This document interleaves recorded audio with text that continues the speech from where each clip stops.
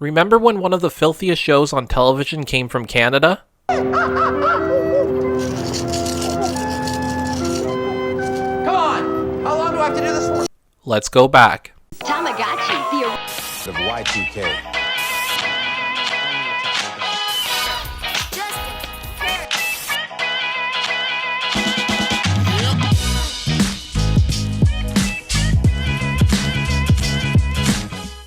Let me take you back to 2007.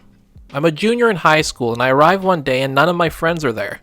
I walk into the cafeteria and there, sitting alone doing some homework, is a guy who I've only seen once while waiting for the bus. I'd consider myself an introvert, but for some reason on this day I went over and sat down across from him. Turned out we had a lot in common, and he had moved to this area from the same city which I moved from. You're probably wondering why I'm telling this story. I mean, you read the title of this video. It isn't about meeting new people in high school. Well, that guy I met that day is my friend Alan, and still my friend to this day. Alan one day was telling me all about this show he liked where two guys would compete in ridiculous challenges called Kenny vs. Spenny. The next day he brought in 2 DVDs to school and let me borrow them. I sailed through those 2 seasons of Kenny vs. Spenny before the end of the week.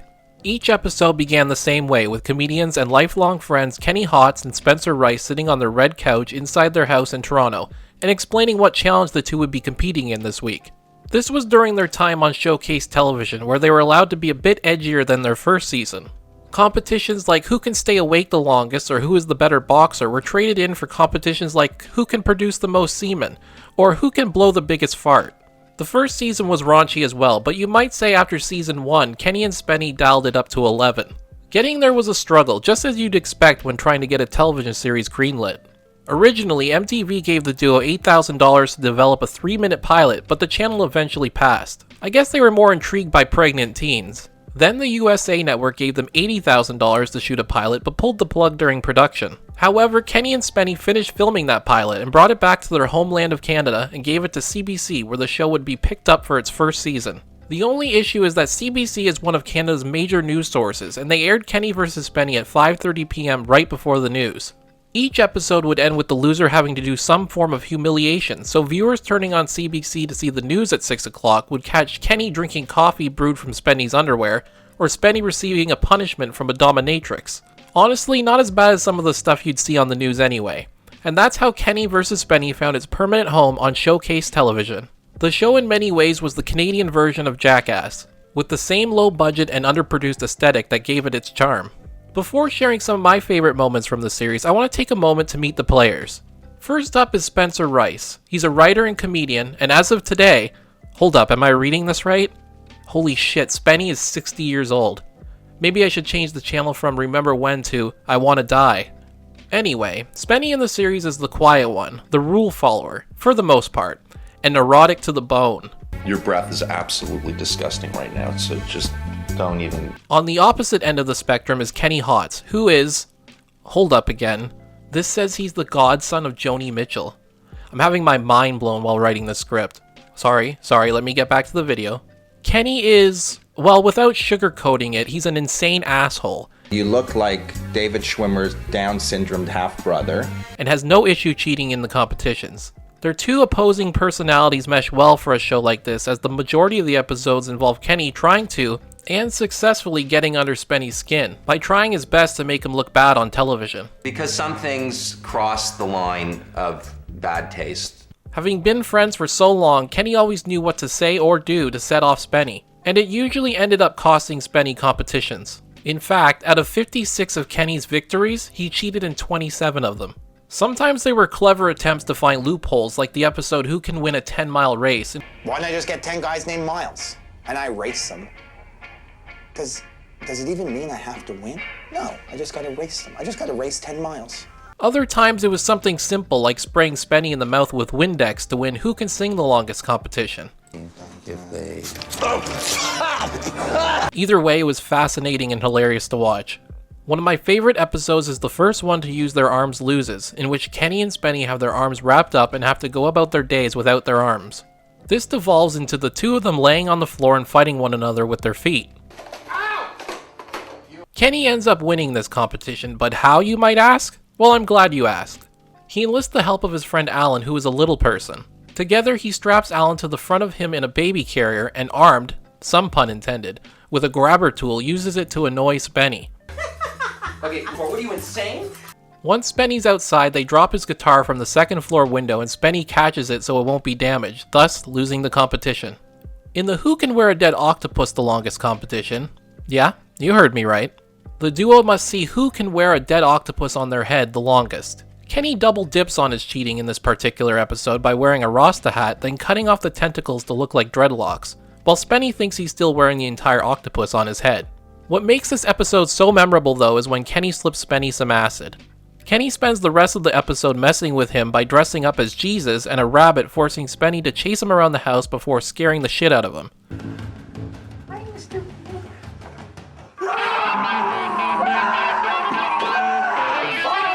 Which for some reason sparks Spenny to dance half naked in the rain. What I remember most from this episode though is the ending in which Kenny wins because Spenny is convinced he needs to set the octopus free in a nearby lake. Honestly, makes total sense to me. I don't want this video to go on too long because I'm just sort of reminiscing at this point, but I have 3 more memorable episodes written down and I'm going to try and speed through them. In the Who Can Kiss More Women contest, Kenny wins 420 to 33 after pretending to be a European tourist on the streets of Toronto. Whereas Spenny meets a girl he really likes, only to ruin it because he thinks it's just another one of Kenny's tactics to win the competition, which it wasn't. To win Who Can Stay Homeless the Longest, Kenny tricks Spenny into hitting him in front of a cop, forcing Spenny to be put in jail and thus no longer being homeless. Holy fuck. I can't believe he punched me. It didn't even, he just gave me an energy drainer on the arm. Holy shit, they took fucking Spenny. That's fucking crazy. Oh my god. In Who Can Handle More Torture, Kenny opts to let Spenny win and embarrass himself in every torture competition because they're punishment enough. And if Kenny loses, he's only subjected to 1 punishment instead of all the things Spenny put himself through.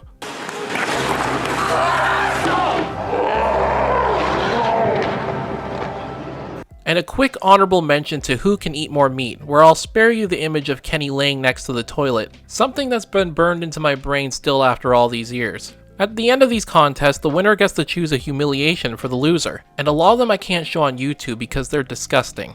There was a time when Spenny had to have his balls covered in bees, give an old man a sponge bath, pretend to be a big baby on the streets, and once when Kenny had to put a rat in his underwear. Again, there are some really disgusting humiliations that I didn't touch on, but the good news is Kenny has uploaded the entire series to his personal YouTube channel for free, which I will link in the video description of this video if you want to check out some episodes for yourself. The show gradually rose in popularity before going international. It had a similar rise as the Trailer Park Boys did, another Canadian show that gained popularity outside Canada later in its run. South Park creators Trey Parker and Matt Stone were so enthralled by the show that they jumped on as producers for 10 episodes in season 4, and called Kenny vs. Spenny the most accurate examination of male friendship we've ever seen. Now I can't see Terrence and Phillip without thinking of Kenny and Spenny. Unfortunately, on December 23rd, 2010, Kenny vs. Spenny came to an end with a 1-hour Christmas special in which the guys competed to see who could stay in a Christmas tree the longest. Kenny vs. Spenny is the little show that took over the world, and in many ways literally. It sparked a French-Canadian version of the show called Frank vs. Gerard. Ed vs. Spencer is the UK version. Juan vs. Roman in Colombia. Elton vs. Simon in Germany. Both Katja vs. Bridget and Dennis vs. Valario in the Netherlands, and Sid vs. Varun in India. They even had their own video game called Kenny vs. Spenny vs.ville, which looks and runs just like you think an early 2000s game would. And Kenny even makes a cameo in Goat Simulator where you can see him wearing an I Hate Spenny shirt. Kenny vs. Spenny was such a big part of mine and my friends' adolescence, and it felt like this exclusive club we were all part of because unlike the other shows that were popular at the time, you really couldn't find a lot about Kenny vs. Spenny in the mainstream media. To bring it all the way back around, remember my friend Alan who got me into Kenny vs. Spenny? Well, he and I started an online magazine back in 2012 called Lazy Sunday Magazine, now discontinued, but at the time we were receiving interview opportunities from various agencies. One that passed through my emails was for Kenny Hotz, and I jumped on it.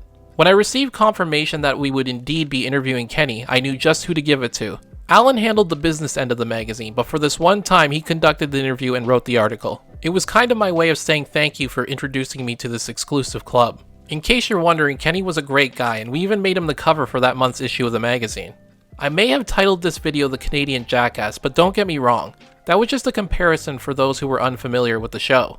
They were never a cheap knockoff, or a knockoff at all for that matter. Kenny vs. Spenny was something charming, unique, and a type of reality television show we'll probably never see again. If you enjoyed this video, please be sure to like and subscribe. And again, I'll link Kenny's YouTube channel below where you can watch all of the episodes. And remember, if you do like this video, may you never find a rat in your underwear. Bye everyone. Oh, what do you think? What do you think I could get for my penis? I don't know. $1 million. Maybe more. I think so.